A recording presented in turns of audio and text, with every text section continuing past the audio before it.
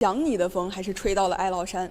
这两天啊，一直挂在热搜榜上的哀牢山，到底是被意外带火的探险圣地，还是云南文旅的反向宣传呢？这个11黄金周啊，能与黑神话悟空取景地山西一较高下的，也就只剩下哀牢山了。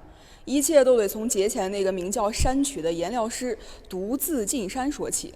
开始啊，一切还算正常，直到他涉水而行，水中雾气突起，让博主顿感不妙。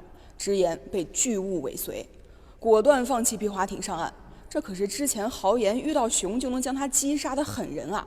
一时间诡异的氛围感瞬间拉满了，也激起了大家顺着网线对这片神秘之地的探索欲。要知道啊，哀牢山可是现实版的云南虫谷，连胡八一都得组队3人才敢进的地界儿。地磁紊乱，指南针失灵，曾有4名地质科考人员失联罹难。末代土司300箱黄金的民间传说都在不断给哀牢山增加热度，逼得博主没办法出来辟谣。结果网友根本不听，只觉得他是越描越黑，气氛都烘托到这儿了，正愁11不知道去哪儿呢。这些探险者们 DNA 直接动了，而官方也适时出来助推，表示啊，哀牢山部分区域已经被开发成景区了。一直以为的禁区原来是景区啊！11直接上强度。10月3日，云南哀牢山先进社交账号还配上堵车的照片，声称哀牢山旅游来了1亿人。网友调侃啊，里面的瘴气都要被吸光了。眼看热度高居不下，估计担心有人啊不信邪去一些不该去的地方。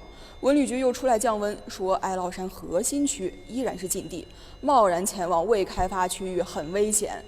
10月6日，哀牢山自然保护区楚雄管理局和双柏县管护分局更是连发3条消息，提醒公众禁止进入自然保护区，擅闯最高罚款5000元。这边喊着禁区禁区，一身反骨的探险者们听到的全是进去进去。这不，10月4日，一位名为苗疆陈朵朵的女博主声称啊，要进哀牢山办些私事儿。6日再次现身报了平安，这时间这身份啊，属实让人联想不断。尽管博主也一直在强调危险行为请勿模仿，但还是引来了很多关注和讨论。谁也不知道啊，会不会有人就此认为所谓的危险不过如此，最终酿成无可挽回的悲剧。人有探险精神固然是好事儿，但也得对大自然怀有敬畏之心啊。这儿啊，不光有虫兽出没，而且地形复杂，雾气弥漫，容易迷失方向，还因为气温多变，二氧化碳含量较高，会出现无法生火取暖、失温甚至缺氧的情况。掀开哀牢山的神秘面纱啊，其实背后的科学都有迹可循。而这波哀牢山旅游热，不管是误打误撞还是有意为之，总之啊，确实是赢麻了。但一切都必须以生命至上为前提。